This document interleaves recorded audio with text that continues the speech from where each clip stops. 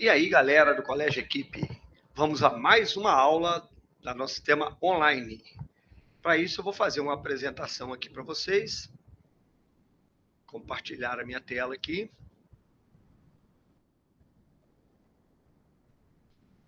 Nossa aula de hoje vai ser sobre classificação dos seres vivos. Beleza? Então, vamos lá.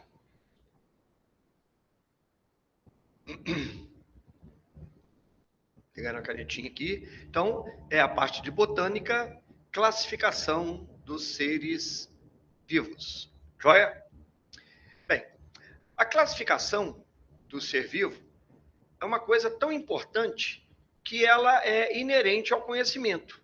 Você pensa desde a época do homem da caverna. Você imagina se um homem da caverna não soubesse classificar, diferenciar uma planta comestível de uma planta não comestível.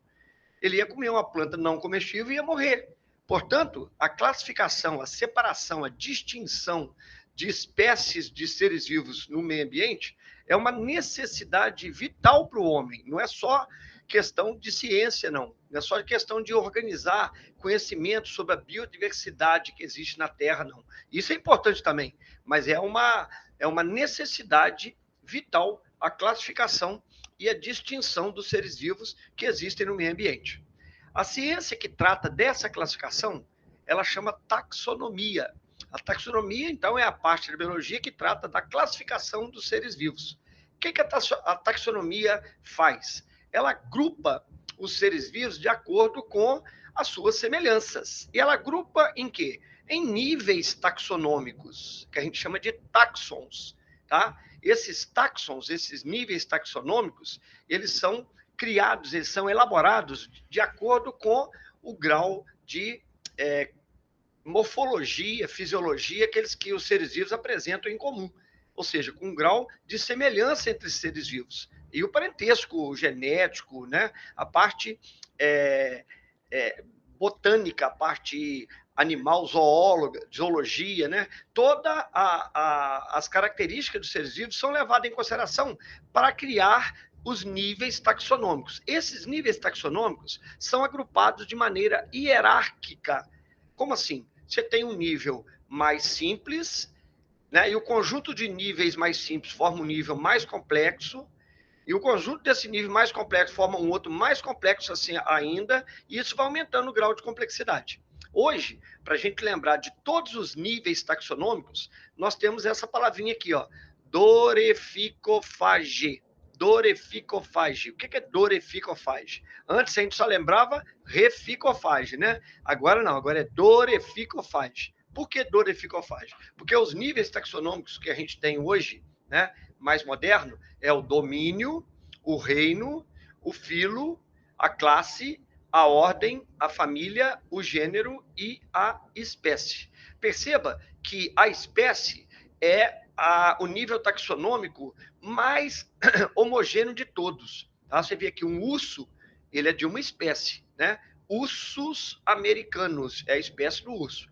Mas ele está junto com outros ursos aqui, o urso polar, o urso pardo, né? Aí aqui já está com outro, que é o urso panda, já entra aqui uma foca, aqui já vai entrar outro, que é o leão, já tem uma raposa, aqui já vai entrar um golfinho, uma zebra na classe. Percebam que quanto mais alto o nível taxonômico, maior é a diversidade desse nível, até chegar ao máximo, que é o domínio. Tá? Nós vamos aprender isso já já.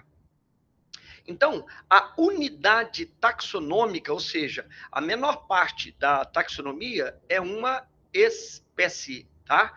À medida que a gente vai chegando daqui para cá, vai diminuindo a variabilidade, sendo que a espécie é um grupo de organismos bem parecidos, tá? Não são iguais também não, mas são muito mais bem parecidos do que um reino. Dentro do reino, por exemplo, o reino animal, você tem um elefante, você tem uma cobra, você tem uma minhoca, você tem um pássaro, tá? Você tem um cogumelo, não, cogumelo é do reino fungi, já é fora. Mas percebam que dentro de um reino você tem uma diversidade muito grande, beleza? Tá? Joia. Vamos começar então com uma unidade taxonômica, que é a espécie. O que é uma espécie? Eu não sou uma espécie, eu sou um espécime da espécie humana. Um indivíduo sozinho não é uma espécie. A espécie sempre é um conjunto de seres vivos.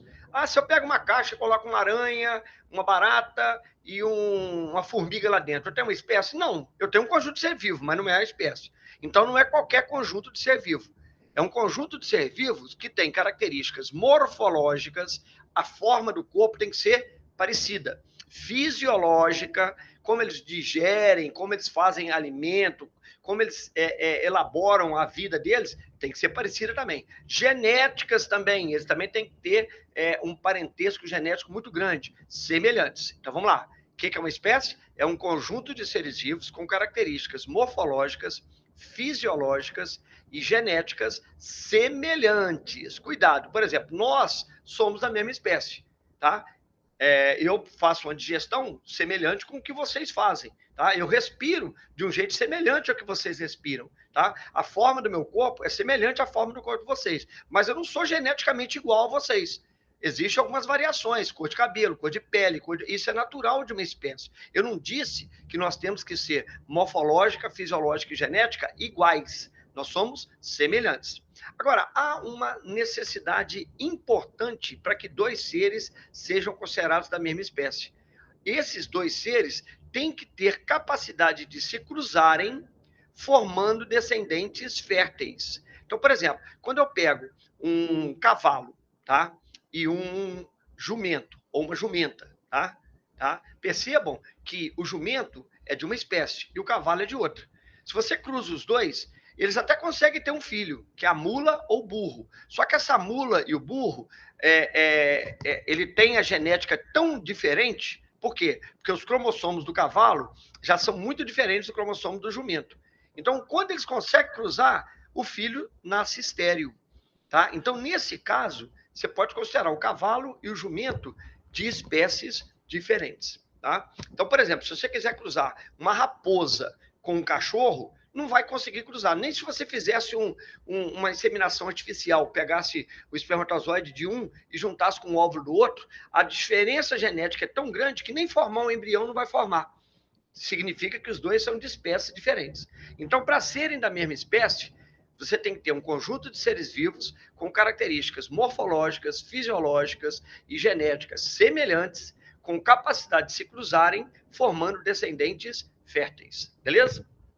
Bem, quando grupos de uma mesma espécie vivem em locais muito isolados, tá? Isolados por condições naturais, por exemplo, migrou um grupo de um animal para uma ilha. Lá naquela ilha, eles não vão nunca mais encontrar os outros da mesma espécie que estão no continente. Portanto, lá naquela ilha é muito comum você criar uma subespécie. Aqui no Brasil, nós temos uma ilha lá no sul, tá? Que está, eu acho que 30 ou 40 quilômetros de distância de mar, que por algum motivo uma jararaca foi parar nessa ilha. E lá ela se desenvolveu muito bem, porque existem umas aves marinhas que nidificam nessa ilha. Então é lotado de gaivota, né? Nessas ilhas. E aí ela se deu muito bem, porque ela tem uma alimentação farta. E ali ela foi se reproduzindo, se multiplicando, e hoje em dia nós temos até uma subespécie, que é a jararaca ilhoa. O nome dela vem de ilha mesmo, a jararaca da ilha, tá? É um dos locais no mundo que tem a maior população de cobras peçonhentas por área. Lá é um lugar extremamente perigoso. Por quê? Porque tem jararaca a dar com pau.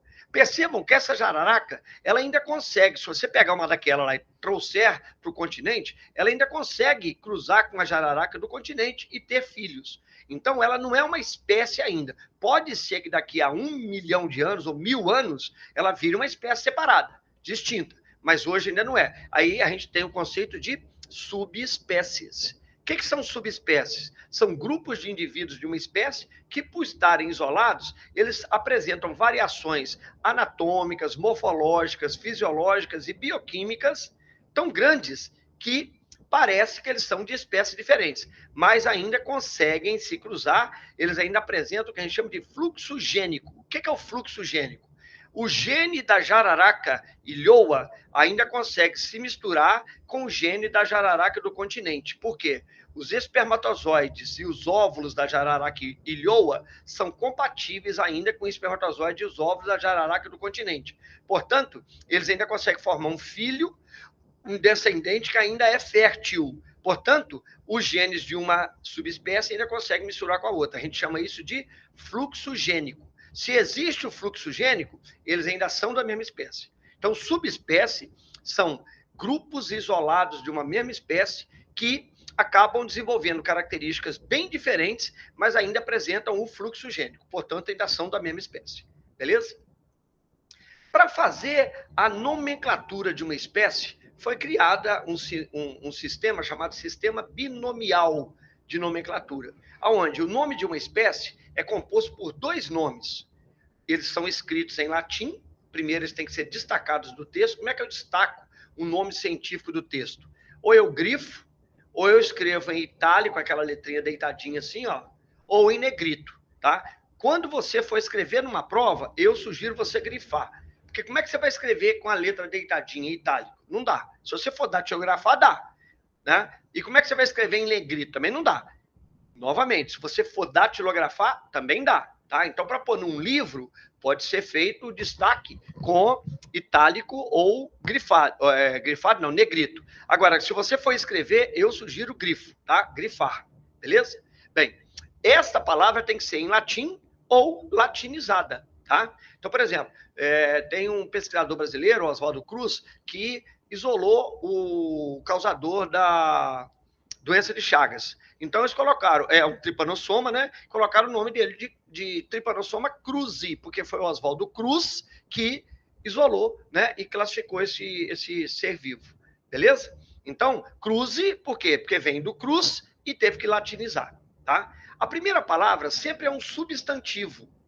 E ela deve ser escrita com letra maiúscula. A primeira letra dela é maiúscula.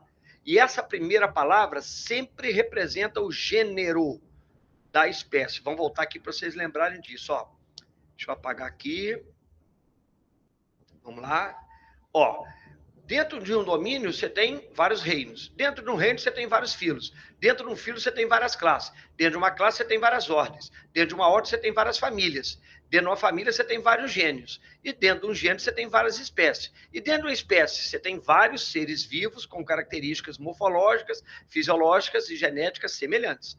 Quando eu vou denominar uma espécie, o primeiro nome dela é o gênero dela. Tá? Então, por exemplo, aqui, ó, Canis lupus, que é o lobo. O primeiro nome, Canis, tem a ver com o gênero do lobo. Então, por exemplo, você tem o Canis lupus, que é o lobo. E o cão nosso de casa é o Canis familiaris. Você percebe que o lobo e o cão doméstico são duas espécies diferentes, mas são do mesmo gênero. Qual gênero? Canis. Tá? A segunda palavra é um adjetivo. Ela traz uma qualidade para a primeira palavra. E ela é escrita sempre com inicial minúscula. E ela tem o nome de epiteto específico. Então, vamos lá. Qual é o nome do lobo? Canis familiar. Não, desculpe. Canis lupus, tá? Qual é o gênero? Canis. Qual é a espécie? Canis lupus. Não é lupus, não, tá? Gênero, Canis. Espécie, Canis lupus. E o lupus, Flávio? É o epiteto específico. Nunca ninguém vai te perguntar sobre o lupus sozinho. É igual o tripanossoma, tá? O tripanossoma cruzi é do gênero Trypanosoma e da espécie Trypanosoma cruzi. Ô, Flávio, está escrito com C maiúsculo. Isso é uma exceção. Como o Trypanosoma cruzi foi uma homenagem a um cientista, o epiteto específico, nesse caso, poderá ser escrito com letra maiúscula. Tá? Então, é uma exceção à regra. Normalmente, o epiteto específico é escrito com inicial minúscula. Beleza? Tá. E o nome de uma subespécie sempre vai vir posterior. Como é que mesmo? Trypanosoma é o gênero, Trypanosoma cruzi é a espécie, e se tivesse mais um nome aqui na frente, tá? Vai virar trinomial. Aí nós teríamos uma subespécie. Vamos dar um exemplo. Nós. O homem, hoje, que existe na Terra, tá? Já existiram vários outros. Neandertal, outros tipos de humanoides, né? Humanídeos, tá? Bem, hoje, o homem, nós somos da subespécie Homo sapiens sapiens. Vamos entender isso aqui. Qual é a nossa subespécie? Homo sapiens sapiens. Qual é o nosso gênero? Homo. Qual é a nossa espécie? Homo sapiens. O que é sapiens aqui? É o epiteto específico. E o outro sapiens é a subespécie. Todo mundo entendeu o que representa os nomes? Vou apagar aqui, vou fazer outra vez. Ó. Vamos lá. Se tiver dois nomes, o primeiro é o gênero, o segundo é o epiteto específico, e os dois juntos é a espécie. Então, vamos lá. O lobo. O gênero dele, Canis. A espécie, Canis lupus. E o epiteto específico, lupus. Beleza? O homem, o gênero, Homo. A espécie, Homo sapiens. A subespécie, Homo sapiens sapiens. Beleza? Tá? E o sapiens aqui é o epiteto específico e o outro sapiens é a subespécie. No caso de famílias, existe uma tendência a colocar um sufixo idae. Então, por exemplo, o Canis lupus, o Canis familiares, são todos da família Canidae. Se aparecer idae, Canidae, tá? Significa que ali é o nome de uma família, beleza? Joia. Atualmente, na taxonomia, há uma tendência muito de fazer uma classificação por filogenética. Como é isso? É uma tendência da sistemática atual que classifica o ser vivo de acordo com o seu parentesco evolutivo. Como assim? Você vai estudar o ancestral de um ser vivo e vai criar uma árvore genealógica desse ser vivo. Essa árvore genealógica, que está mostrada aqui na tela, ela é chamada filogenética ou cladograma. O que é um cladograma? Cladograma é uma árvore genealógica. Então, aqui nós estamos vendo, por exemplo, como é que foi a evolução dos animais. Tinha um ancestral em comum, aí houve uma deriva aqui, uma derivação, formou quem? O peixe. Depois houve uma outra derivação, formou o lagarto. Depois houve uma outra derivação, formou o canguru. Depois formou quem aqui? Ó, o esquilo. Depois formou esses macacos com rabo, depois o orangotango, e nós estamos aqui na linha final, que é o ser humano. Então, nós temos um grau de parentesco com todos esses aqui. Mas se você analisar a separação filogenética entre o homem e o orangotango, gente, à medida que nós vamos passando aqui, o tempo vai passando, tá? Então, a separação entre o homem e o orangotango foi há muito menos tempo do que a separação entre o homem e o atum. Agora eu te pergunto, tem um parentesco entre o homem e o atum? Tem. E o parentesco entre o homem e o atum é muito maior do que entre o homem e o fungo. Provavelmente o homem e o fungo, a deriva foi muito mais antiga que ainda. Entendeu? Tá? Então aqui nós podemos criar o grau de parentesco. Nós podemos falar que nós somos muito mais parecidos com o orangotango e somos também mais parecidos com esse macaco com rabo e muito mais parecidos com o esquilo, com eles do que com o esquilo e assim por diante, tá? Aqui nós temos como a gente vai analisar um cladograma desse. A anagênese é o tempo que vai passando. À medida que eu vou subindo aqui, o tempo vai passando. Você percebe que aqui tem um ancestral, tá? É a raiz do meu cladograma. É onde começou tudo.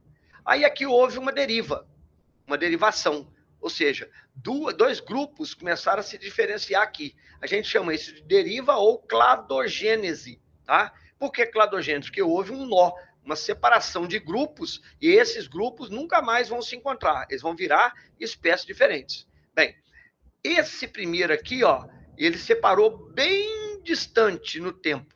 Perceba que até hoje ele mantém igual o que ele era desde esse tempo aqui. Então, você percebe que essa espécie C aqui que existe hoje, gente, aqui é o tempo antigo e aqui é hoje. A espécie C é a que menos teve ela teve uma modificação, tinha uma espécie X, essa espécie X não existe mais, ela se derivou e aí formou uma espécie C que vem até hoje, sem modificação, tá? No ramo aqui, ó.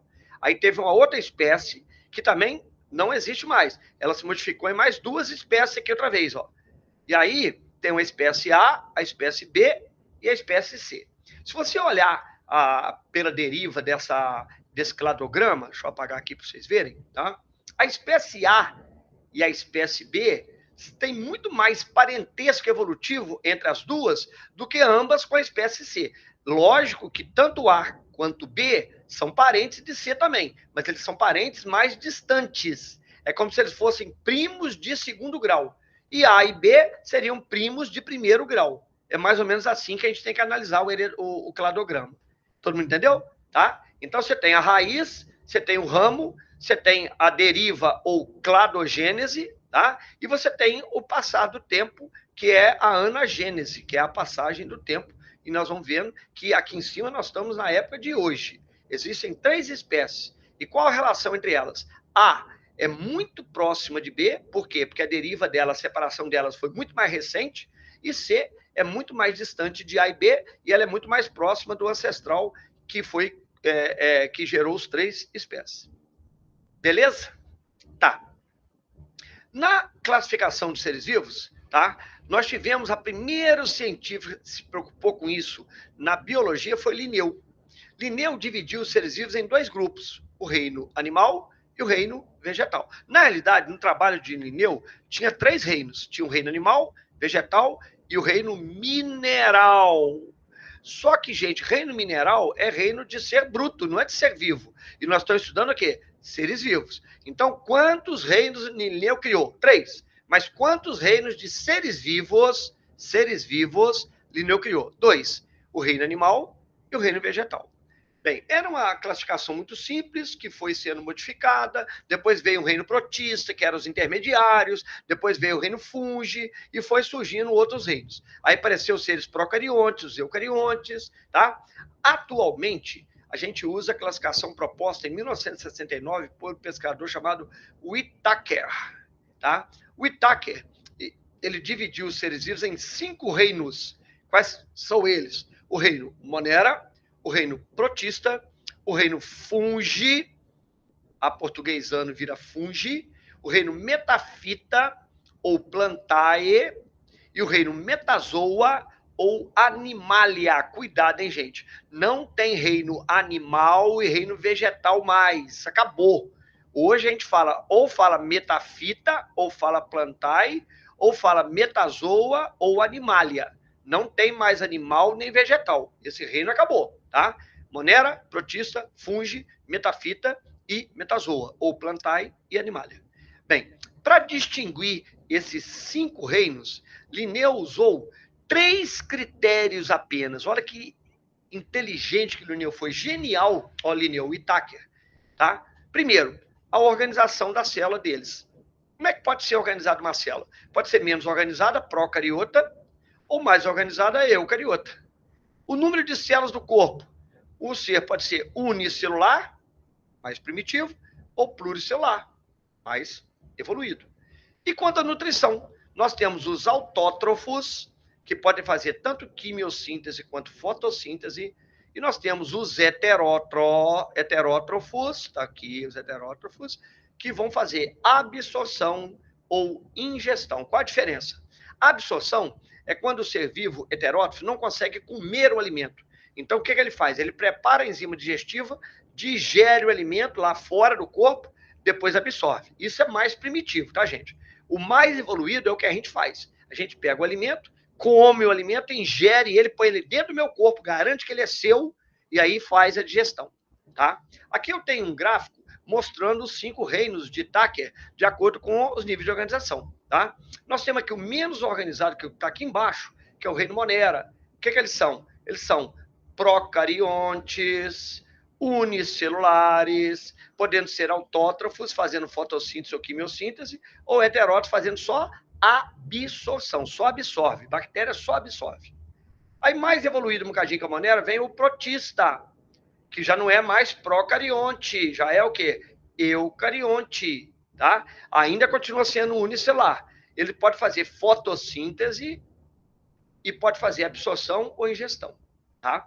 Depois nós temos o reino fungi, que ele já é eucarionte ainda, mas já é pluricelular, tá? E aí o reino fungi, ele só faz absorção. São heterótrofos fazendo absorção.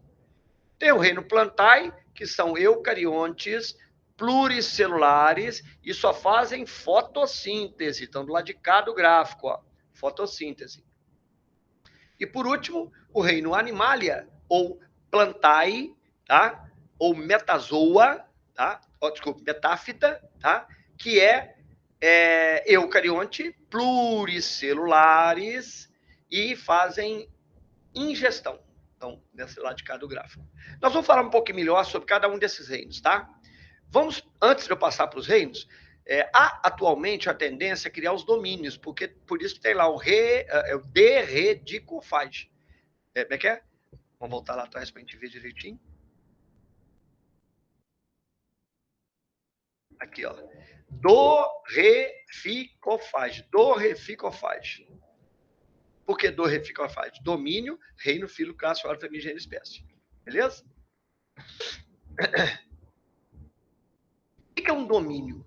O domínio é uma classificação que agrupa os seres baseado numa análise do DNA desses seres, estabelecendo um parentesco evolutivo entre eles. Com essa análise do DNA, verificou-se que havia dois grupos muito, mas muito diferentes de procariontes, e houve a necessidade de criar um novo reino chamado Archaea. Archaea, chama. Archaea é o nome em latim, Archaea. O Archaea é um grupo de procariontes, mas que não tem nada a ver com as bactérias. Quer dizer, não tem nada a ver, não, eles são procariontes, mas são muito distintas as bactérias. E aí nós temos hoje 3 grandes domínios. O Eucária, que são os eucariontes, são os nossos 4 reinos, protista, fungi, plantae e animalia, tá?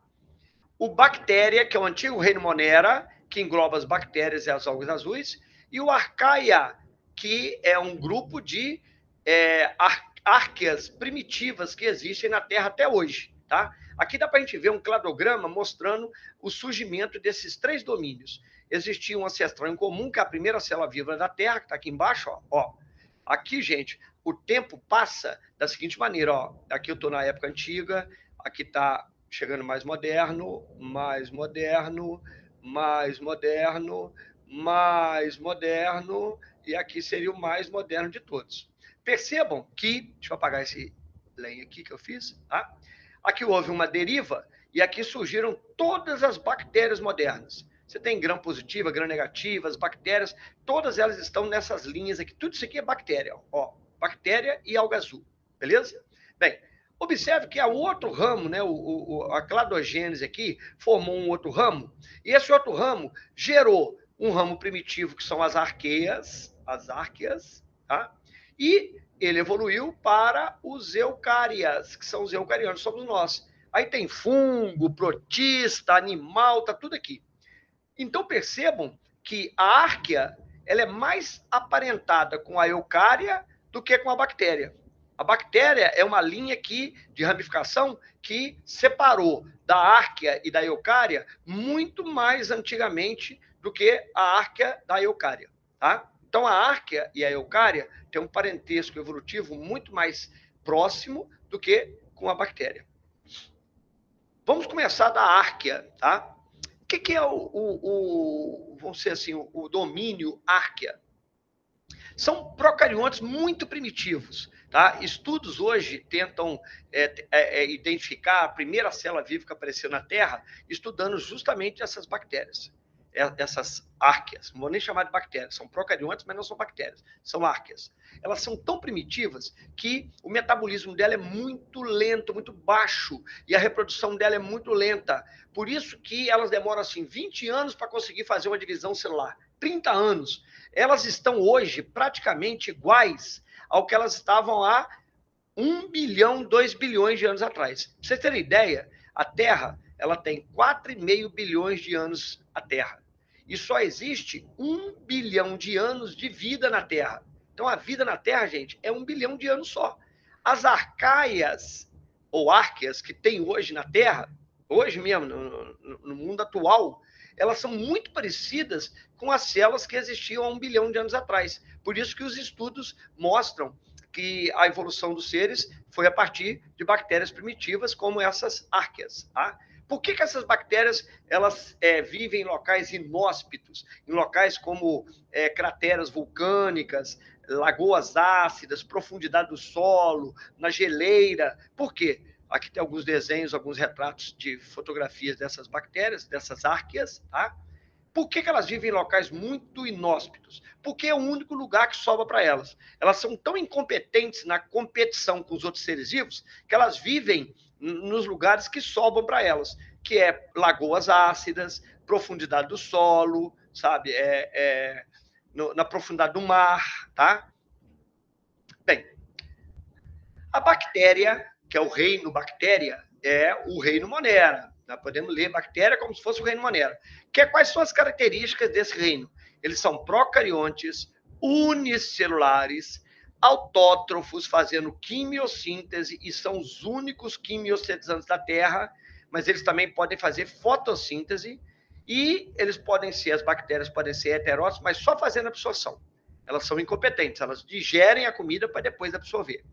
Dentro do reino bactéria ou do reino Monera, nós temos as bactérias modernas, essas que causam infecção em garganta, tá vendo aqui, ó, streptobacilos que tem na garganta, lactobacilos, víbrios, todas essas aqui são bactérias modernas, tá vendo? Nós vamos estudar bactéria nas próximas aulas. E também temos as algas azuis, que são essas de cal. Essas algas azuis também chamadas cianobactérias ou cianofícias, beleza? Tá? Bem, o outro reino é o reino protista, que já são eucariontes, mas ainda continuam sendo unicelulares. Dentro do reino protista, nós temos seres autótrofos, mas só fazendo fotossíntese, e também temos seres heterótrofos fazendo absorção ou ingestão. Bem, os heterótrofos aqui são os protozoários, e os autótrofos aqui são as algas.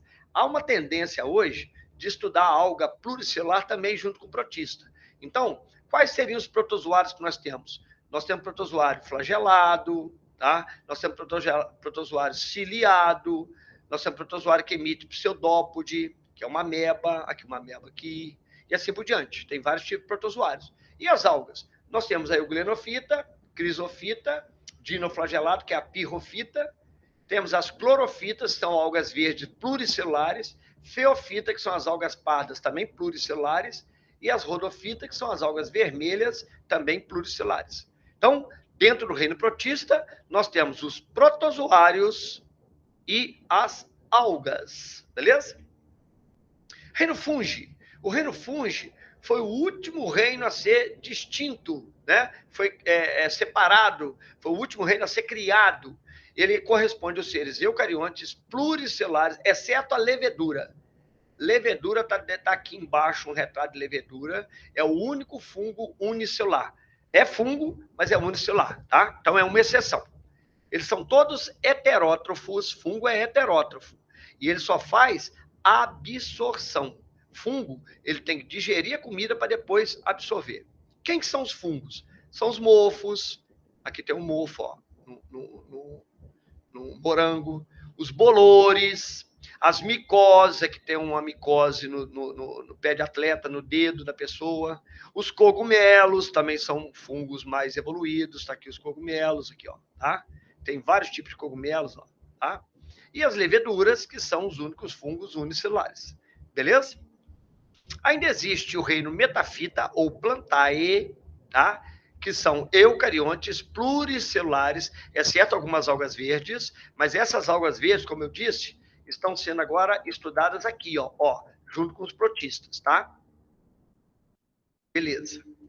Então, vamos lá. Metafita. Eucariontes pluricelulares, exceto algumas algas verdes, autótrofos fazendo fotossíntese. Dentro do reino metafita, nós temos as plantas. Quem são elas? Briofitas, pteridofitas, gimnospermas e angiospermas. Vão ser alvo dos nossos estudos. Aqui tem exemplos de todas essas plantas aqui, ó. Nós temos aqui uma briofita, deixa eu ver se eu acho uma briofita aqui, ó. Isso aqui é uma briofita, ó. Aquele ali, ó. Isso aqui é uma briofita, ó. Pteridofita, são as samambaias, olha aqui, ó. Isso aqui também é pteridofita. Gimnospermas são essas aqui, ó, pinheiros, tá? Pinheiros, gimnospermas. E as angiospermas são as plantas que têm frutos, tem aqui, ó, fruto, tem flores, tá? São as angiospermas. E por último, não menos importante, é o nosso reino, o reino metazoa ou animalia. O reino metazoa ou animalia corresponde aos seres eucariontes pluricelulares, sem exceção. Nós somos todos heteróticos e fazemos o quê? Ingestão. Por quê? Porque nós acumulamos a comida dentro do nosso corpo para depois digerir. Exemplo de animais, nós temos os poríferos, que são invertebrados, quinidários ou selenterados, plateumintos, nemateumintos, anelídeos, tá? Todos aqui são invertebrados, moluscos, aqui também, artrópodes, equinodermas, estrela do mar, e os cordados, que estão lá de cá, ó, tá? Aqui tem peixes, anfíbios, répteis, aves e mamíferos. Todos os seres do reino metafita.